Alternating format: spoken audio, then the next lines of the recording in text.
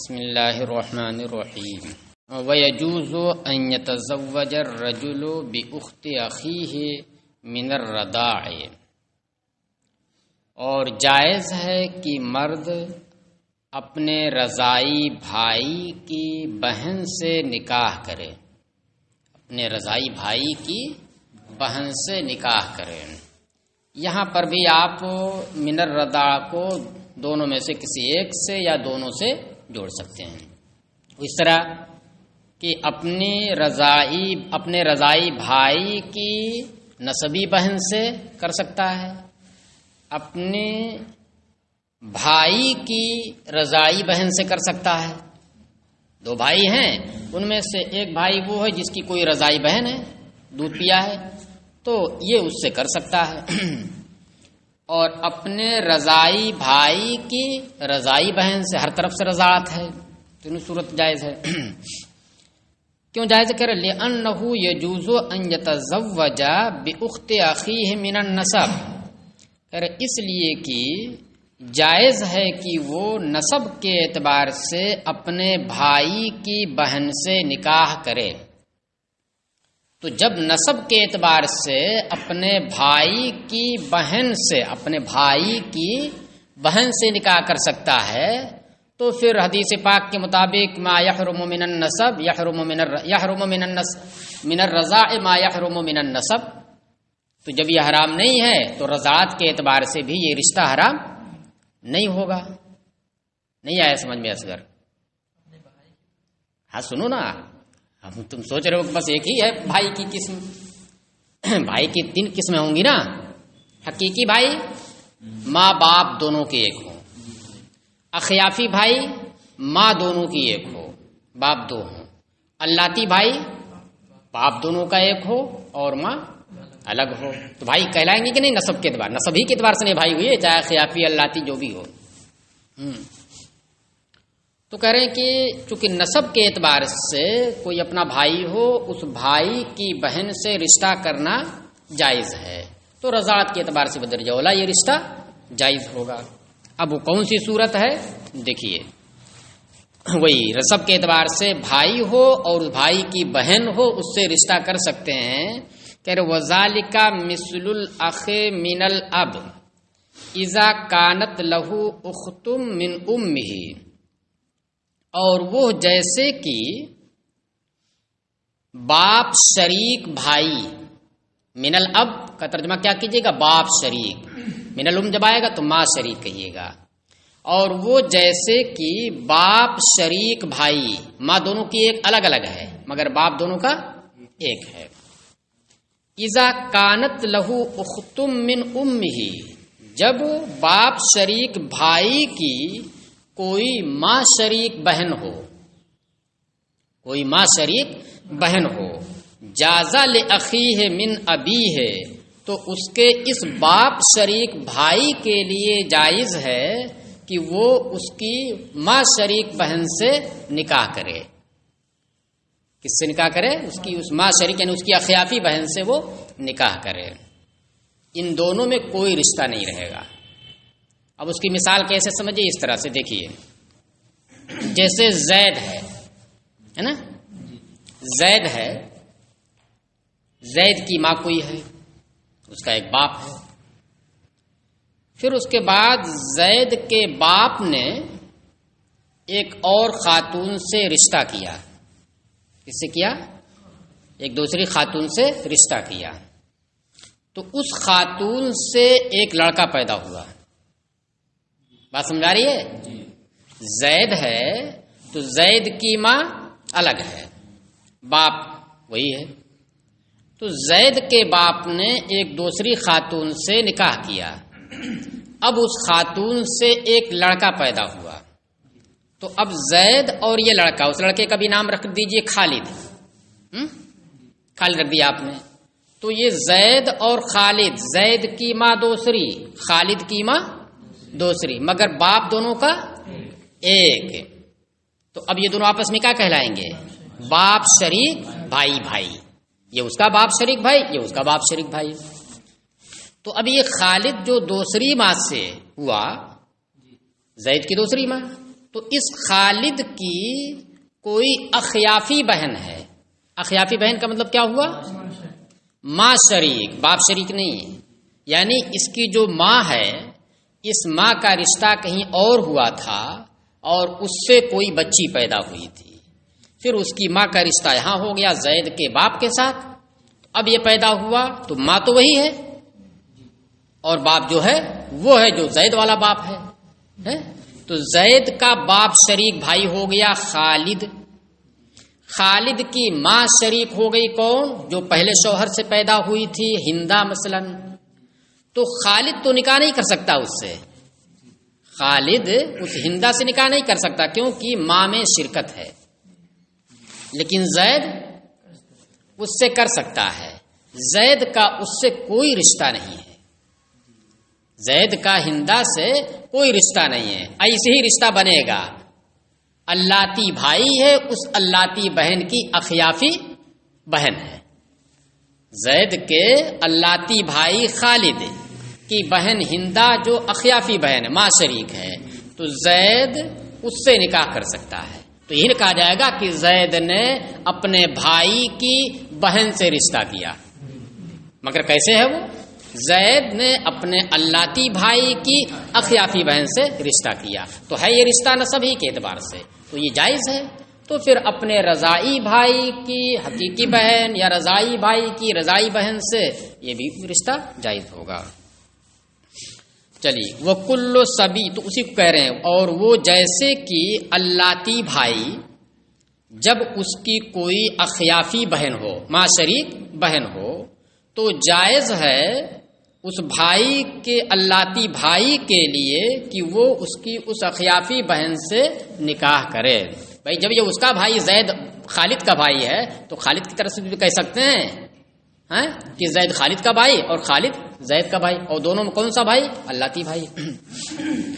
چلیے وہ کلو سبیین اجتمعا علی صدی امرأۃ واحدۃ لم یجوز لأحدہما ان یتزوج بالاخری.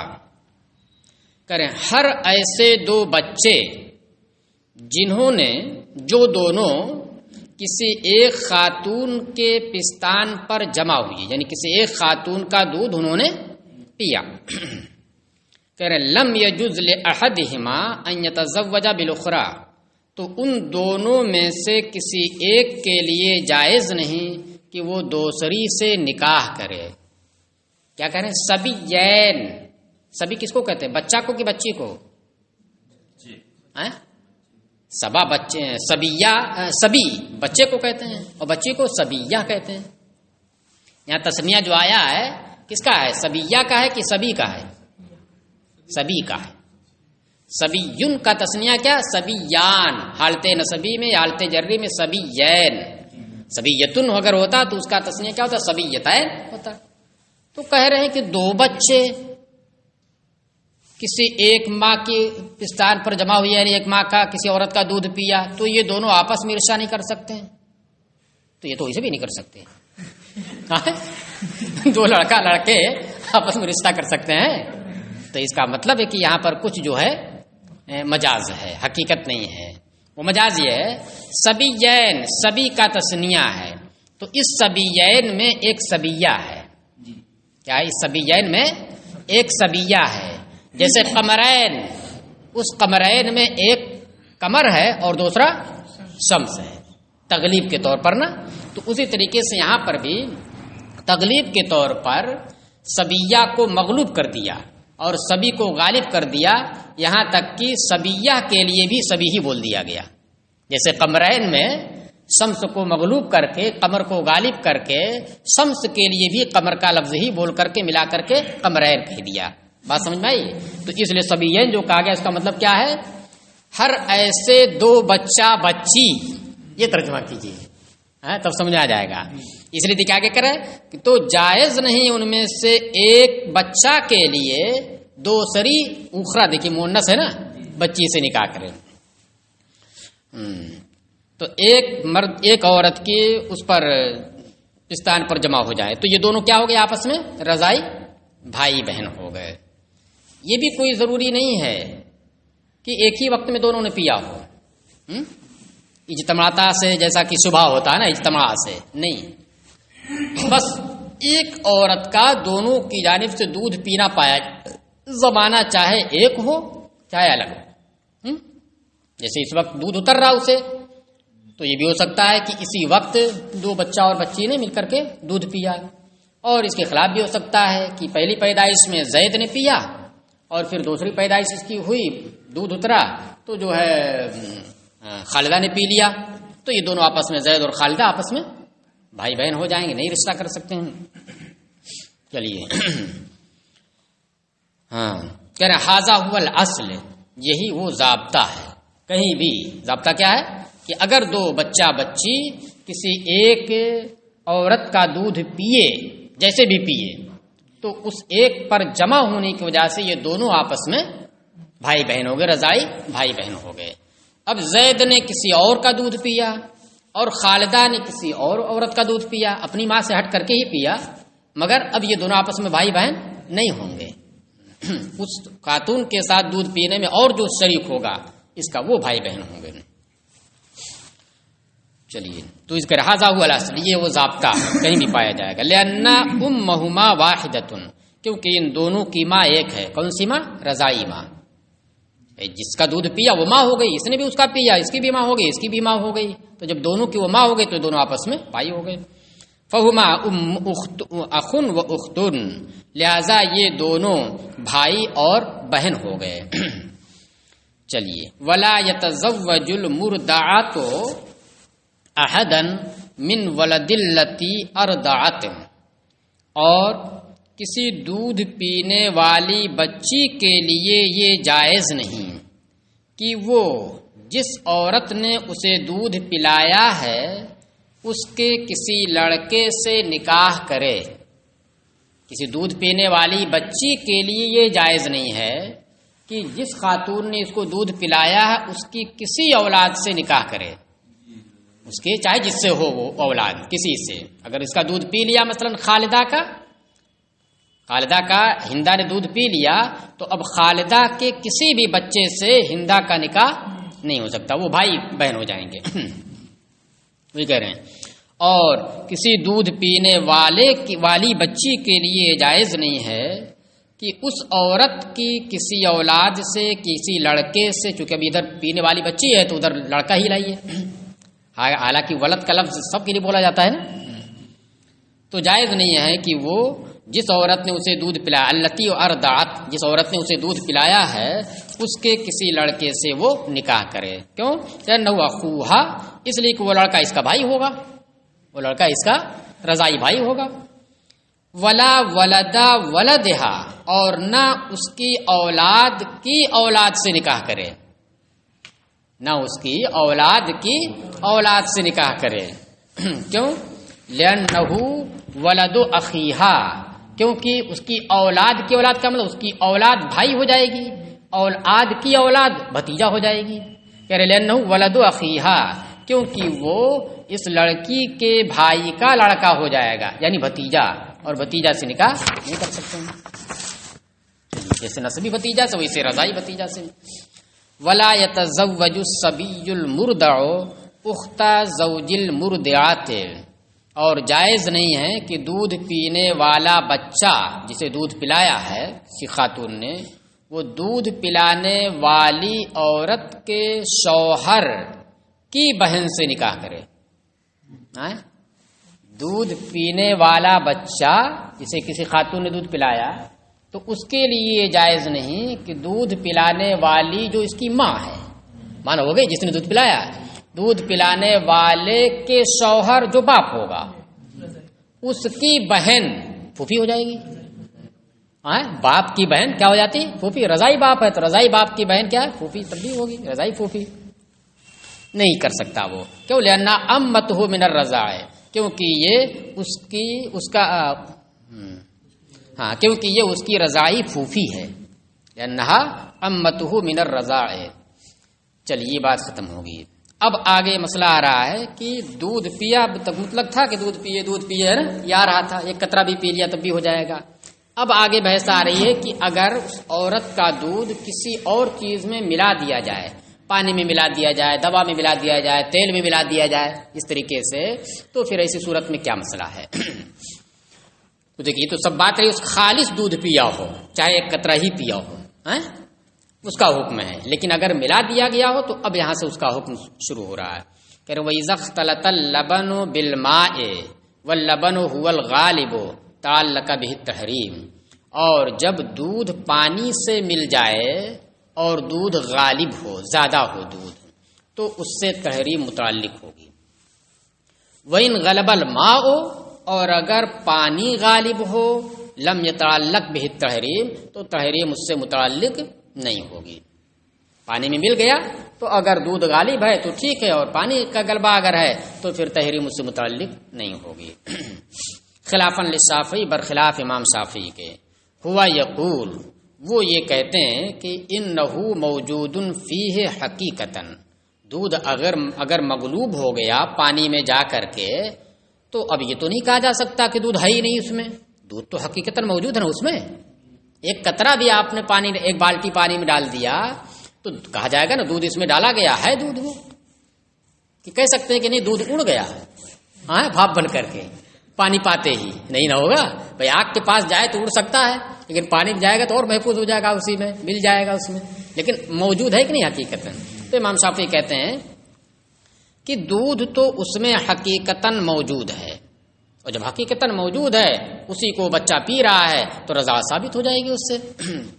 وَنَحْنُ نَقُولُ، اور ہم کہتے ہیں کہ المغلوب غیر موجود حکمن، جو مغلوب ہو گیا وہ حکمن حقیقتاً اگرچہ موجود ہے، ہم آپ کی بات حقیقتاً موجود ہونے کا انکار نہیں کر رہے ہیں، لیکن یہاں پر بات حکم کی چل رہی ہے. بہت ساری جگہوں پر حقیقتاً کا اعتبار نہیں ہوتا ہے. کہہ رہے ہیں کہ ہم کہتے ہیں کہ مغلوب یہ حکمن موجود نہیں ہے، اگرچہ حقیقتاً موجود ہو. تو جب حکمن موجود نہیں ہے تو اس کا اعتبار نہیں ہوگا، اس کا حکم بھی نہیں ہوگا. حتی لا یظہر بمقابلۃ الغالب، یہاں تک کہ غالب کے مقابل میں وہ ظاہر نہیں ہوتا ہے. غالب کے مقابل میں جب مغلوب ہو گیا تو وہ ظاہر نہیں ہوگا. کما فی الیمین، جیسا کہ یمین والے مسئلے میں، قسم والے مسئلے میں. دیکھیے قسم والا مسئلہ ہے کہ کسی نے کہا کہ میں دودھ نہیں پیوں گا. کیا کہا؟ میں دودھ نہیں پیوں گا کسی بھی چیز کا. اب اس میں کیا کیا؟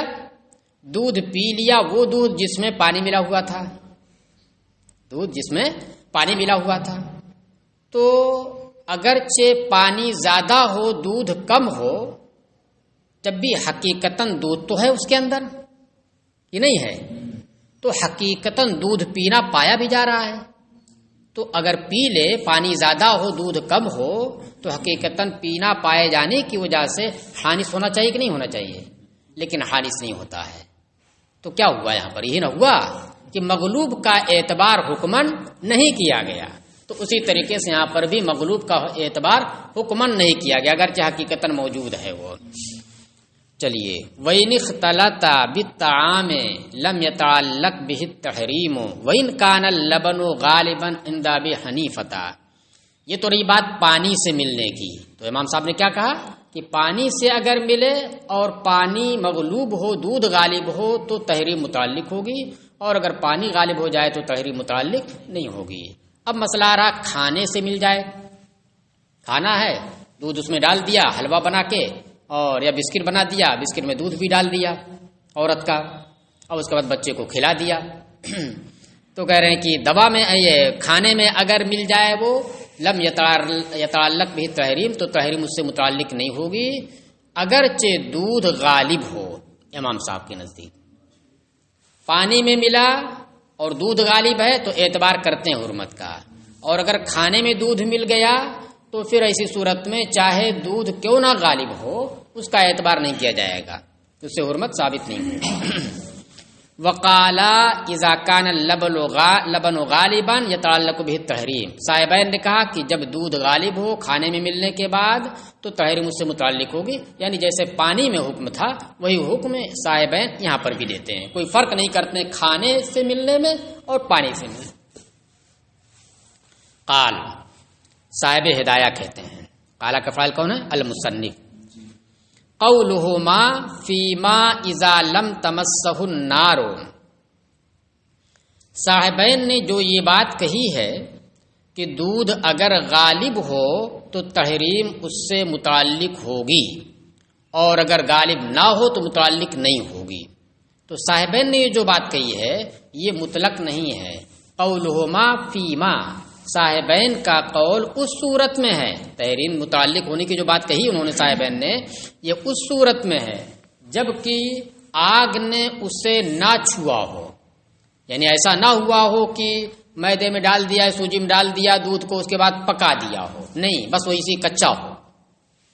اگر غالب ہے دودھ تو صاحبین کہتے ہیں کہ اعتبار دودھ کا ہوگا، تحریم متعلق ہوگی، اور اگر دودھ اگرچہ غالب ہے لیکن کھانے میں ملا کر کے اس کو پکا دیا گیا، پکانے کا مطلب کیا ہوا کہ آگ نے اسے بدل دیا ہے، اس کی حقیقت کو بدل دیا ہے۔ تو کہہ رہے ہیں کہ تو اب ایسی صورت میں جو امام صاحب کا موقف ہے وہی صاحبین کا بھی موقف ہوگا۔ امام صاحب کیا کہتے ہیں؟ چاہے غالب ہو چاہے مغلوب ہو، اگر کھانے میں مل گیا تو تحریم اس سے متعلق نہیں ہوگی، چاہے آگ نے اسے پکایا ہو یا آگ نے اسے پکایا نہ ہو۔ اور صاحبین کہتے نہیں، اگر آگ نے اسے بدل دیا ہے تو پھر ایسی صورت میں اعتبار غالب کبھی نہیں ہوگا۔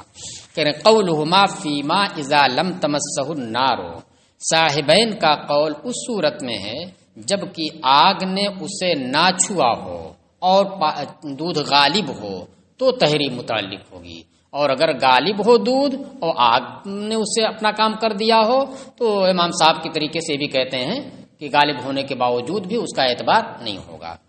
حتی لو طبخ بہا، یہاں تک کہ اگر دودھ کو آگ سے پکا دیا گیا، لا يتعلق به التحریم، تو تحریم اس دودھ سے متعلق نہیں ہوگی فی قولہم جمیعا، ان تمام کے اقوال میں۔ یعنی اگر کھانے میں ملا کر پکا دیا، مطلق نہیں خالی دودھ کو پکا دیا گیا، کھانے میں ملا کر کے اگر دودھ کو پکا دیا گیا تو اب کہا جائے گا کہ آگ نے اس کی حقیقت بدل دی، اب وہ دودھ نہیں رہا خالص، تو تحریم متعلق نہیں ہوگی تمام کے اقوال میں، یعنی صاحبین اور ساتھ ساتھ امام صاحب۔ لہما، لیکن جزوی اختلاف ہے صاحبین کا۔ صاحبین کیا کہتے ہیں کہ اگر دودھ غالب ہو اور آگ نے اسے نہ بدلا ہو تو غالب کا اعتبار کرتے ہوئے تحریم متعلق ہوگی۔ امام صاحب کہتے ہیں کہ نہیں، بالکل نہیں متعلق ہوگی، چاہے پکایا گیا ہو یا نہ پکایا گیا، اگر کھانے سے ملا تو چاہے غالب ہو چاہے مغلوب ہو، چاہے پکایا گیا ہو چاہے نہ پکایا گیا، سب کو عام ہے کہ تحریم اس سے متعلق نہیں ہوگی۔ دودھ غالب ہو اور آگ سے پکایا نہ گیا ہو تو اس شک میں صاحبین مختلف ہیں، کیا کہتے ہیں؟ نہیں، تحریم متعلق ہو جائے گی۔ تو اس شک میں جو صاحبین الگ ہیں، کہتے ہیں کہ نہیں تحریم متعلق ہوگی، اس کی دلیل سنیے۔ لہما، صاحبین کی دلیل یہ ہے کہ ان العبرۃ للغالب، اعتبار غالب کا ہے، کما فی الماء، جیسا کہ پانی میں اعتبار کیا گیا غالب کا، مگر کب غالب کا اعتبار؟ اذا لم یغیرہ شیء عن حالہ، جب کوئی چیز، جیسے مثلا یہاں پر کون سی چیز ہے؟ آگ، جب کوئی چیز اسے اس کی حالت سے نہ بدلے۔ وَلِأَبِي حَنِيفَةَ أَنَّ الطَّعَامَ أَصْلٌ، اور امام صاحب کی دلیل یہ ہے کہ دیکھیے کھانا اصل ہے، جب کھانے میں دودھ ملا دیا گیا تو اصل غذائیت میں تغذی میں کون اصل ہے؟ دودھ نہیں بلکہ کھانا ہے۔ سوجی میں آپ نے ملا دیا، سوجی چینی میں آپ نے دودھ ملا دیا تو اصل اس میں کون ہے؟ سوجی چینی ہے، ہاں اصل وہی ہے، اگرچہ دودھ سے ذائقہ بڑھے گا اور بھی ہوگا لیکن اصل غذائیت میں کون ہے؟ وہ سوجی ہے۔ روٹی میں آپ نے ڈال دیا آٹا، دودھ ہی سے گوندھ دیا آپ نے، تو اصل غذائیت کس سے ہوگی؟ آٹے سے ہوگی۔ تو کہہ رہے ہیں امام صاحب کی دلیل کیا کہ ان الطعام اصل، کھانا اصل ہے، کس میں اصل ہے؟ تغذی میں۔ واللبن تابع لہ، اور دودھ اس کے تابع ہے، فی حق المقصود، مقصود کے حق میں۔ کس کے حق میں اصل ہے وہ اور کس کے حق میں تابع ہے؟ تغذی، جو مقصود ہے اس سے، کھانے سے مقصود کیا؟ تغذی، غذا حاصل کرنا، کہ اس وہ غذا بنے تو پھر خون بنے، پھر گوشت بڑھے، ہڈی بڑھے، یہ سب۔ فصار کالمغلوب، لہذا یہ دودھ مغلوب کی طرح ہو گیا، یعنی اس کا حکم کیا ہو گیا؟ مغلوب کا ہو گیا۔ کیوں؟ مقصود کے اعتبار سے، اگرچہ دودھ زیادہ ڈالا آپ نے، اگرچہ دودھ زیادہ ڈالا ہے لیکن کھانے میں جب زیادہ ڈال دیا تو اب دیکھا جائے گا کہ مقصود تغذی کس سے ہے، تو تغذی مقصود کس سے ہے؟ کھانے سے ہے، دودھ سے نہیں ہے۔ تو اگرچہ یہ زیادہ ہو کیونکہ مقصود اس سے ہو رہا ہے لہذا اس کا اعتبار ہوگا، وہ مغلوب کی طرح ہوگا۔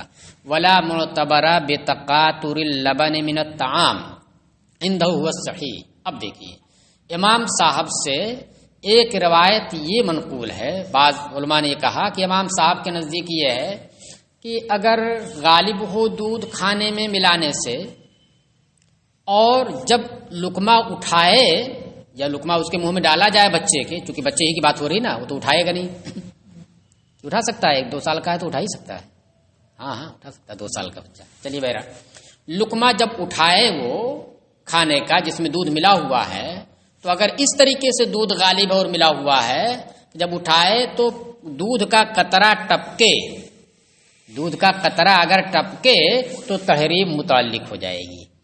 کیوں؟ اس لیے کہ دودھ کا قطرہ جا رہا ہے، ایک قطرے سے بھی حرمت ثابت ہو جاتی ہے، اور یہاں پر تو کھانے کے ساتھ ساتھ کئی قطرے جا رہے ہیں۔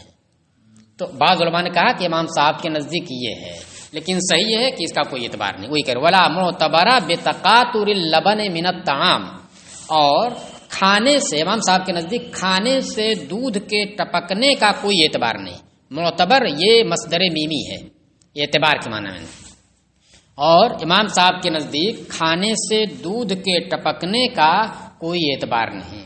ہوا صحیح، یہی صحیح قول ہے۔ اس کا مطلب کیا؟ جن لوگوں نے کہا کہ نہیں اگر ٹپکے تو تحریم متعلق ہوگی، وہ قول صحیح نہیں ہے، اس پر فتویٰ اس پر نہیں ہے۔ لأن التغذی بالطعام، دلیل کیا؟ کیونکہ تغذی غذائیت یہ کھانے سے ہوگی، اذ هو الاصل، کیونکہ وہی اصل ہے، کھانا ہی تغذی کے لیے اصل ہے۔ تو اس کا مطلب اعتبار کس کا ہوا؟ مقصود کا۔ مقصود جو کھانے سے کیا ہے؟ غذائیت ہے، اور غذائیت جو ہے کھانے سے اصل ہے نہ کہ دودھ سے۔ وَإِنْ أُخْلِطَ بِالدَّوَاءِ وَاللَّبَنُ غَالِبٌ، اور اگر دودھ کو دوا سے ملا دیا جائے، بچے کو دوا پلانی ہے اور دودھ میں ملا دیا دوا کو، کہہ رہے ہیں وَاللَّبَنُ غَالِبٌ، اور دودھ غالب ہو، دودھ کو دوا سے ملایا اور دودھ غالب ہے، تعلق بہ التحریم، تو تحریم اس سے متعلق ہوگی، تحریم اس دودھ سے، جس دودھ کو دوا میں ملایا گیا اس سے تحریم متعلق ہوگی۔ کیوں؟ کہہ رہے لأن اللبن یبقى مقصودا فیہ، دیکھیے اس کا خلاصہ یہ ہے جب بچے کو دوا آپ پلا رہے ہیں دودھ میں ملا کر کے، تو دودھ میں دوا ملانے کا مقصد کیا ہے؟ یہ دودھ جو بچے کی غذا کے لیے ہے، یہ دودھ جو بچے کی غذا کے لیے، کھانا نہیں ملایا آپ نے، کھانا رہتا تو کھانا غذا ہو جاتا، لیکن یہاں پر دودھ میں آپ نے دوا ملایا، دوا تو غذا ہوگی نہیں، ہاں دودھ نہ غذا ہوگا۔ تو جب آپ نے دودھ میں دوا دودھ کو دوا میں ملایا تو غذائیت دودھ میں ہے، مقصود غذائیت کس سے؟ دودھ سے ہے، اور دوا میں جب ملایا تو دوا کا کام کیا ہے؟ دوا کا کام یہ ہے کہ دودھ جہاں بغیر دوا کے نہیں پہنچ پا رہا تھا، دوا اس دودھ کو وہاں تک پہنچا دے۔ تو اس لیے مقصود جو حاصل ہو رہا ہے غذائیت کا، وہ دودھ سے حاصل ہو رہا ہے۔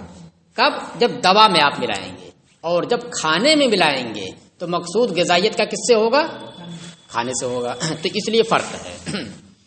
کہہ رہے اور اگر دودھ کو دوا میں ملا دیا گیا اور دودھ غالب ہو تو تحریم اس دودھ سے متعلق ہوگی، یعنی حرمت رضاعت ہو جائے گی۔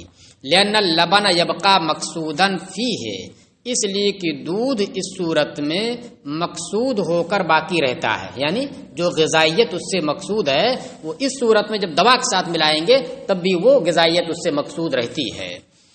تو پھر دوا کس لیے ہوتی؟ کہہ رہے اذ الدواء لتقویتہ علی الوصول، کیونکہ دوا جو ملائی جا رہی ہے اس دودھ کے ساتھ، تو یہ دوا کس لیے ہوتی ہے؟